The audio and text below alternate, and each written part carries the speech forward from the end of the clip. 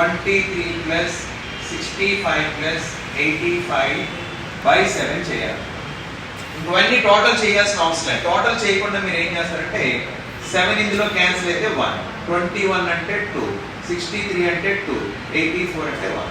మీ అందరికీ 90 వరకు టైం తెలుసు కాబట్టి 84 వరకు ఇంకొక రెండు నెంబర్స్ 91, 98 గుర్తుపెట్టు. ఇప్పుడు ఇక్కడ టోటల్ చేయండి 6 అంటే 6 ఆర్డర్స్.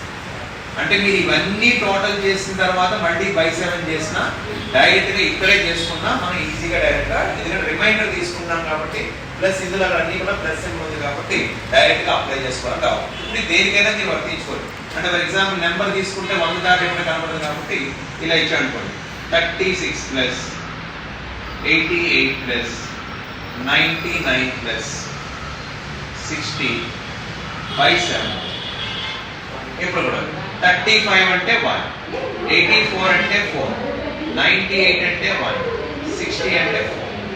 మళ్ళీ ఏం చేయాలి? ఇందులో మళ్ళీ 4 తీసేసి తీసేస్తే ఎంత 1, 1 ప్లస్ 1 ప్లస్ 1 అంటే ఎంత? ఈ క్యాలిక్యులేషన్ అందరికీ అర్థమైందా? ఒకటి అర్థమైంది సరే. ఎందుకంటే 7తో మనం చేసినప్పుడు ఇక్కడ కూడా అంతే. చూడండి ఇదంతా చేయాల్సిన అవసరం లేదు. ఇక్కడే 7తో చేసేస్తారు. 56 ఇది పోయింది. 56 క్యాన్సిల్ అయిపోయింది. 14 మిగిలిపోయింది ఎంత? టోటల్ చేసి టైం కలిసి వస్తుంది కదా మనకి. అందువల్ల ఎప్పుడైనా సరే టోటల్ చేయడం మానేసి మనం ఏం చేస్తుంటే 7 క్యాలిక్యులేషన్ ఎలాగా కావాలి కాబట్టి ఎప్పుడు టోటల్ చేయకుండా డైరెక్ట్ గా ఇయర్స్ రాస్తుంది. ఇప్పుడు దేనికైనా మనం కంటిన్యూ చేయొచ్చు. ఒకసారి ఇప్పుడు number of odd days in 1432 years అన్నాడు. ఎలా రాస్తాం? Very good. మనకి తెలిసిన వాటి కింద రాస్తాం.